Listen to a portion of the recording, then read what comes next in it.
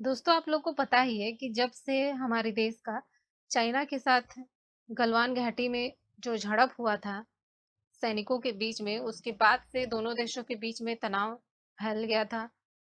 दोनों देशों का एक दूसरे के साथ बहुत ज्यादा रिलेशन खराब हो रहा है।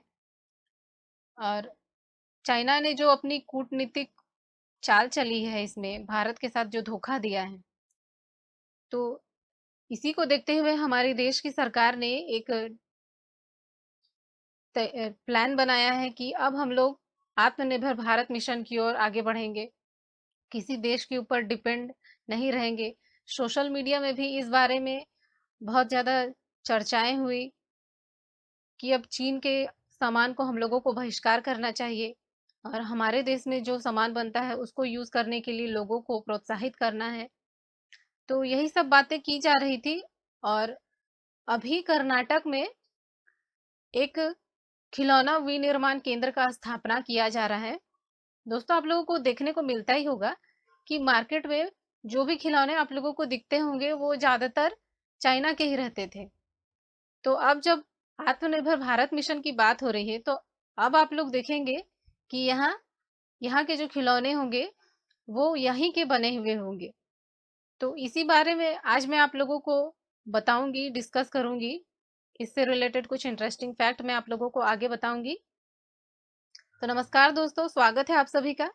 और आज मैं आप लोगों को 2 सितंबर के जो भी इम्पोर्टेंट करंट अफेयर्स होंगे उसको डिस्कस करूंगी और इससे रिलेटेड जो भी इम्पोर्टेंट फैक्ट्स होंगे उसको भी यहाँ शेयर करूंगी। तो देखते हैं। आप लोगों के सामने है फर्स्ट क्वेश्चन और यहाँ पे बात की जा रही है एक ई मार्केट प्लेस के बारे में, प्लेटफॉर्म के बारे में। तो दोस्तों ये जो प्लेटफॉर्म है इससे क्या फायदा होगा देखते हैं। एग्रीओटा ई मार्केट प्लेस प्लेटफॉर्म किस देश के द्वारा लॉन्च किया गया? तो दोस्तों आप लोगों के सामने जो ऑप्शंस आप लोगों को दिखाई दे रहे हैं ये तीनों ही मिडिल ईस्ट एशिया के देश हैं और तीनों ही एक दूसरे के पड़ोसी देश भी है। और इसका जो सही आंसर है वो है दुबई। और देखिए ये जो प्लेटफॉर्म है इसको दुबई मल्टी कमोडिटी सेंटर द्वारा शुरू किया गया है। अब इसका क्या फायदा होगा? तो इससे हमारे देश के किसानों को फायदा होगा। उन्हें ये एक प्लेटफॉर्म मिल जाएगा ताकि वे यहाँ की जो कृषि खाद्य वस्तुएं हैं उसको यूएई को भेज सके। और इसके तहत यहाँ के किसानों को दुबई के खाद्य उद्योग से जोड़ा जाएगा जिससे कि बिचौलिए की जो समस्या है वो कम होगी। दोस्तों बात करें अगर दुबई के बारे में, तो इसके जो हेड है वहाँ राष्ट्रपति वे हैं शेख खलीफा बिन जैद अल नयान। और इसकी जो राजधानी है अबू धाबी और करेंसी है संयुक्त अरब अमीरात दिराम। नेक्स्ट क्वेश्चन है आप लोगों के सामने, एक गेम्स के बारे ही बताया जा रहा है। फिडे ऑनलाइन ओलंपियाड में भारत किस देश के साथ संयुक्त विजेता हुआ है? तो दोस्तों आप लोगों के सामने जो ऑप्शंस हैं और इसका जो सही आंसर है वो है बी, रूस। तो दोस्तों आप लोगों को जो ऑप्शंस दिखाई दे रहे हैं आप लोग जानते होंगे इन तीनों ही से हम लोग रक्षा विपेंस खरीदते हैं हमारे देश के लिए। तो फ्रांस से हम लोगों ने खरीदा था राफेल। कुछ राफेल आ गए हैं और कुछ आने वाले हैं। और नेक्स्ट जो रूस है उससे हम लोगों ने S-400 मिसाइल खरीदा था और अमेरिका से अपाचे हेलीकॉप्टर। तो इन तीनों से ही रक्षा क्षेत्र में अच्छे संबंध है भारत के। तो बात करते हैं इस ओलंपियाड के बारे में। तो इस ओलंपियाड को अभी कोरोना के कारण ऑनलाइन ही आयोजित किया गया। और ये जो शतरंज चैंपियनशिप है ये सबसे बड़ी टीम चैंपियनशिप है शतरंज की, क्योंकि इसमें 163 देश भाग लिए थे। दोस्तों बात करें अगर रूस देश के बारे में, तो इसका जो आकार है वो भारत से लगभग 5 गुना बड़ा है। और ये एक ऐसा देश है जो कि यूरोप महाद्वीप और एशिया महाद्वीप, इसकी लैंड जो है यूरोप महाद्वीप और एशिया महाद्वीप दोनों के बीच में है। और इसके जो राष्ट्रपति हैं वे हैं व्लादिमीर पुतिन और इसकी राजधानी है मॉस्को और करेंसी है रूबल। नेक्स्ट इंपॉर्टेंट क्वेश्चन है आप लोगों के सामने, एक रेस के बारे में बताया जा रहा है। फॉर्मूला 1 बेल्जियम ग्रैंड प्रिक्स 2020 किसने जीता? तो आप लोगों के सामने जो ऑप्शंस आप लोगों को दिखाई दे रहे हैं, ये तीनों ही रेसर हैं फॉर्मूला 1 के, और इसका जो सही आंसर है वो है सी, लुइस हैमिल्टन।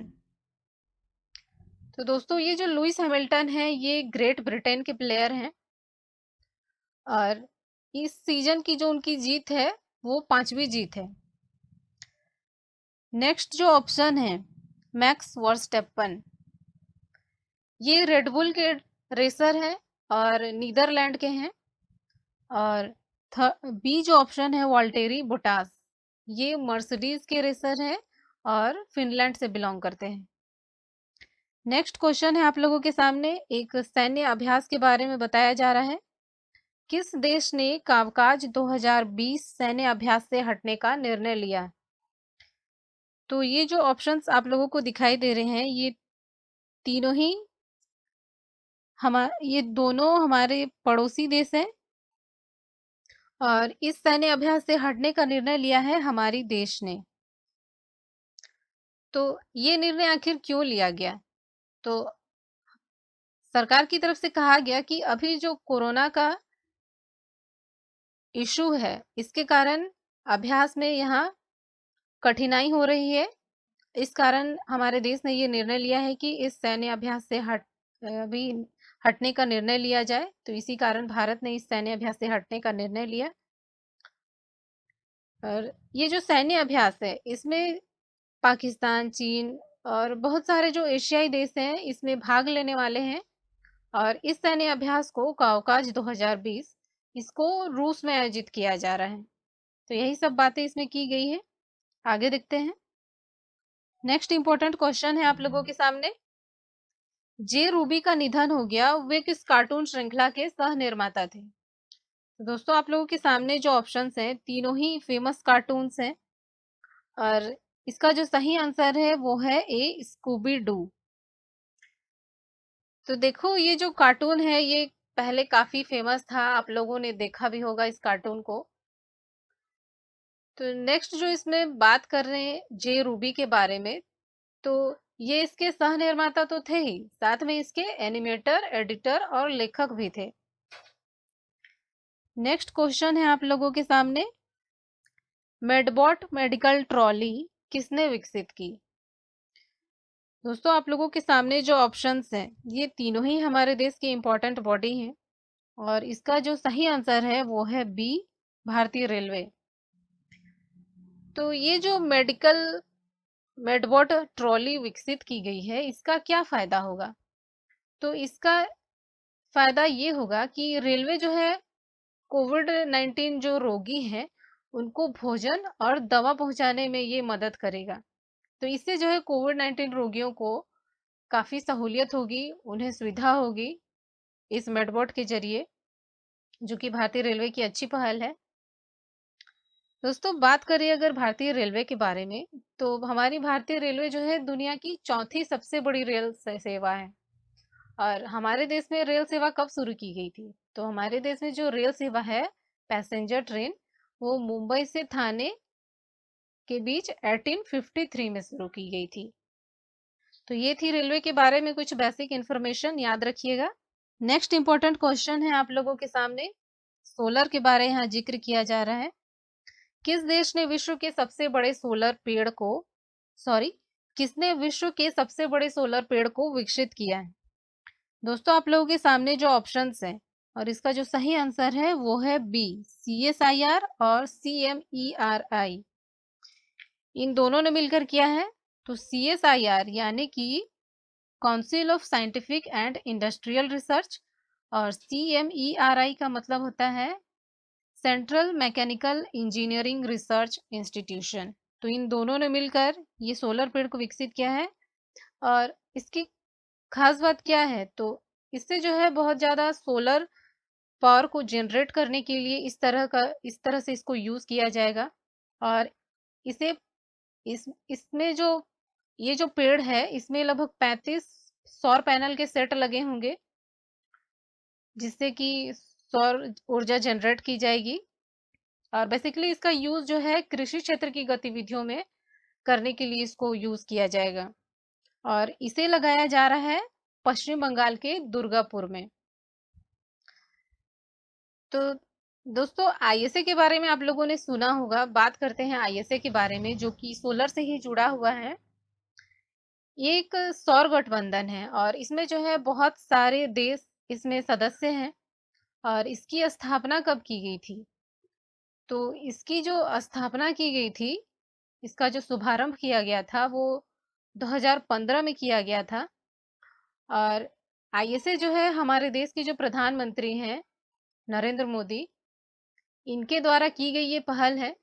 तो उन्होंने जो है इस बारे में सोचा, सौर के बारे में, और ये बात रखी विभिन्न सदस्य देशों के बीच। और फ्रांस के राष्ट्रपति से मिलकर उन्होंने इस बारे में चर्चा की और फिर इसका गठबंधन करने के बारे में सोचा और फिर इसका गठबंधन किया गया। तो इसमें बहुत सारे सदस्य देश हैं और इसका जो हेडक्वार्टर है वो है गुरुग्राम हरियाणा में।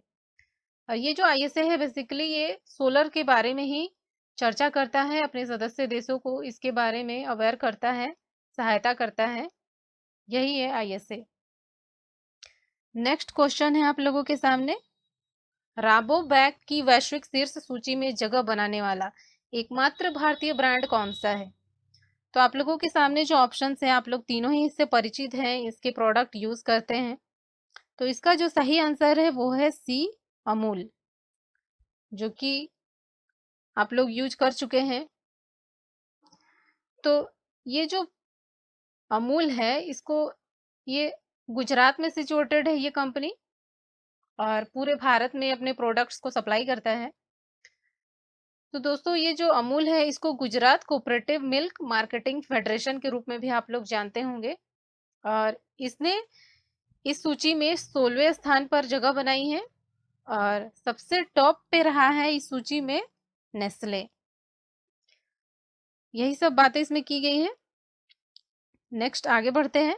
नेक्स्ट इंपॉर्टेंट क्वेश्चन है आप लोगों के सामने में, इसका जिक्र मैंने वीडियो के फर्स्ट में ही किया था आप लोगों के साथ। भारत का पहला खिलौना विनिर्माण क्लस्टर कहाँ स्थापित किया जाएगा? तो आप लोगों के सामने जो ऑप्शंस हैं ये तीनों ही हमारे साउथ के स्टेट्स हैं और इसका जो सही आंसर है वो है बी, कर्नाटक।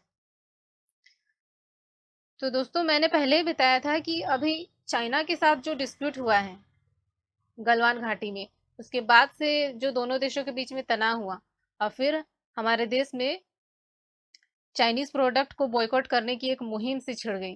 तो इसी कारण हमारी सरकार ने निर्णय लिया कि अब हम लोग फोकस करेंगे कि आत्मनिर्भर भारत मिशन के तहत यहाँ के प्रोडक्ट को ज़्यादा से ज़्यादा लोगों के बीच पहुँचाएं, दूसरे देश पे हम लोगों को डिपेंड ना होना पड़े। तो इसी संबंध में कर्नाटक में एक खिलौना विनिर्माण क्लस्टर स्थापित किया जा रहा है।